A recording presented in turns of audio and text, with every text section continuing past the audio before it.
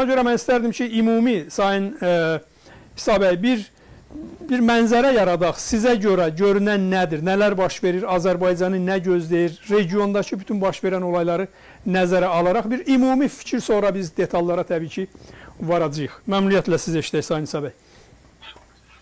Təşəkkür edirəm Cavad bəy. Bu dəvət etdiyiniz üçün, belə maraqlı bir mövzu açdığınız üçün çox sağ olun. Və bütün tamaşaçılarımızı da salamlayıram. Hər vaxtınız xeyirli olsun. Doğrudan da Azərbaycan çox mürəkkəb bir regionda yerləşir. Yəni bu gerçək bir qiymətdir. Yəni müxtəlif dövlətlər haqqında, müxtəlif regionlar haqqında bu sözləri deyirlər. Bəzən doğru olur, bəzən biraz şişirdilmiş olur. Ancaq Azərbaycan doğrudan həddindən artıq mürəkkəb bir regionda yerləşir. Yəni sadəcə xatırladım ki, dünyanın bütün məşhur geopolitikləri hesab edirlər ki, dünyaya sahib olmaq, dünyada həlledici mövqe tutmaq istəyən qüvvə Avrasiyada həlledici qüvvə olmalıdır.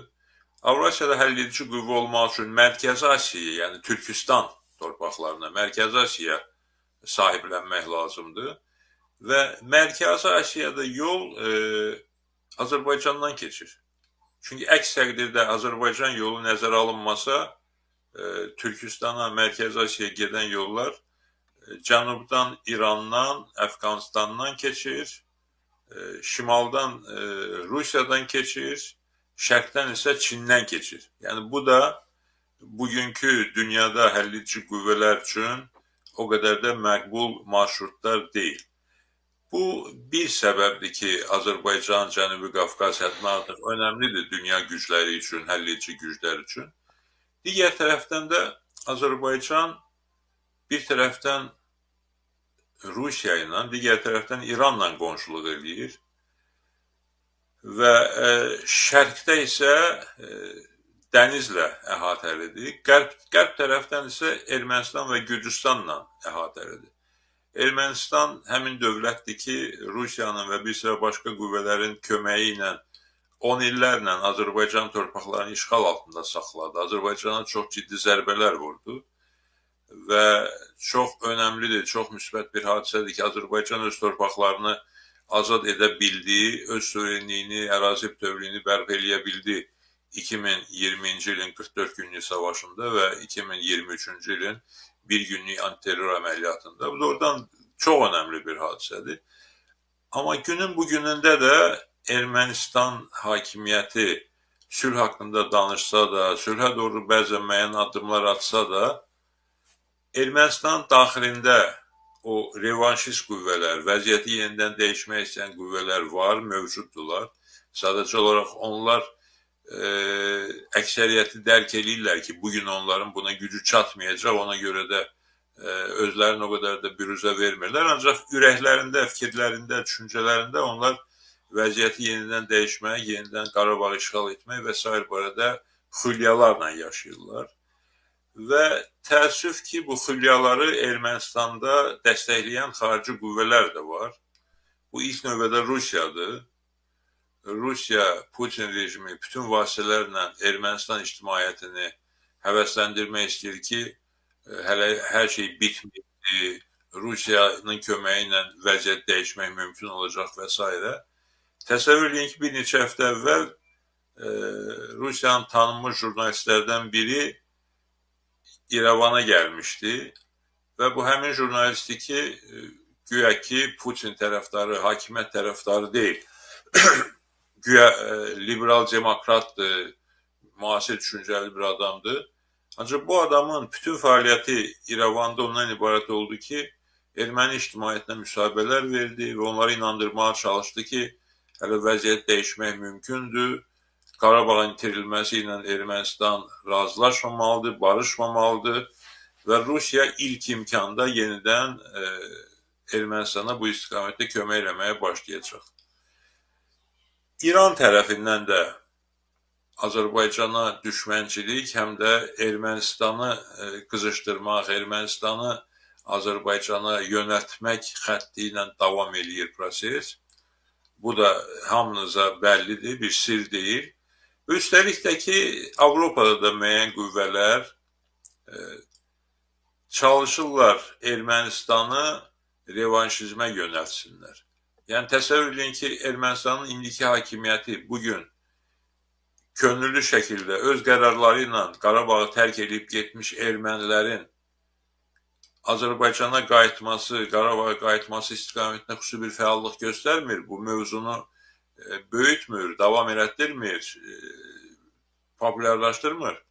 Ancaq Avropada müəyyən qüvvələr var ki, kifayət qədər ciddi qüvvələr ki, Ermənistanı buna yönəldirlər və inandırırlar ki, onlar Azərbaycana təzyiq göstərəcəklər və Azərbaycanı Qarabağdan köçüb getmiş erməni əhalisini yenidən qəbul eləməyə bir növ məcbur eləyə biləcəklər. Belə bu reallıqlar şəraitində proses davam eləyir.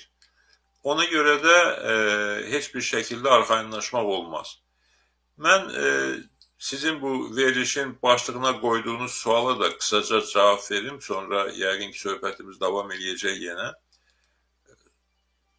Sual verirsiniz ki, regiondakı vəziyyət Azərbaycana təhdiddir, yoxsa təhdid deyil. Bu sualın birmənalı cavabı yoxdur və mən hesab edirəm ki, bu suala hər cavabı da yeganə bir cavab olarsa səhv cavab olar, yox cavabı da səhv olar. Çünki proses özü daha önəmlidir, dinamika önəmlidir. Proseslər hara gedir, hansı qüvvələr nəyə çalışırlar və nə baş verir? Bu məqamlar mütləq diqqətə alınmalıdır. Və burada isə hamımız bilirik ki, hazırda dünya çox ciddi bir dəyişim mərhələsinə daxil olubdur. Əgər SSR-nin çökməsindən, sosialist blokunun, Varşava blokunun çökməsindən sonra dünyada yeni bir proseslər getməyə başladısa, son illərdə yenə də əks proseslər getməyə başlayıb. Rusiya hakim rejimi müxtəlif adlar altında SSR-ni bərpa eləmək haqqında düşünür və bunun bir əlamətini də Ukraynaya hücum eləməklə nümayiş elətdiribdir. Əks tərəfdə isə Amerika Birləşmiş Ştatlarda Trump hakimiyyəti demokratiya, insan haqları, sərhədlərin toxunulmazlığı və s. mövzuları ikinci plana atıb, ancaq maddi məsələlər, biznes məsələləri, iqtisadi əlaqələr və fayda götürmək uğrunda mübarizəni önə çəkib və eyni zamanda Avropada da sağ mərkəzçi qüvvələr, ifrat sağçılar güclənməyə başlayıblar.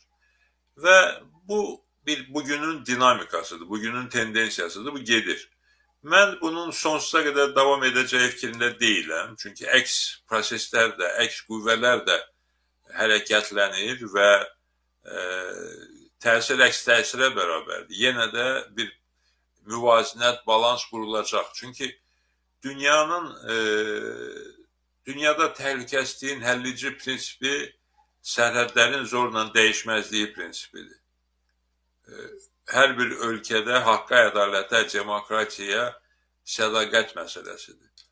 Bunlar olmayacağı halda dünyada əmin-amanlıq olmayacaq, görünməyəcək. Necə ki, son illərdə də dünya çalxalanır, müharibələrin sayı artır və təhlükələr getişən artır. Azərbaycan belə bir mühitdə mövcuddur və bu mühitdə, bu şəraitdə çox gerçəkçi siyasət yürütmək lazımdır. Azərbaycanın köklü maraqlarına əsaslanan siyasət yeritmək lazımdır. Eyni zamanda haqqa, ədalətə əsaslanan siyasət yeritmək lazımdır.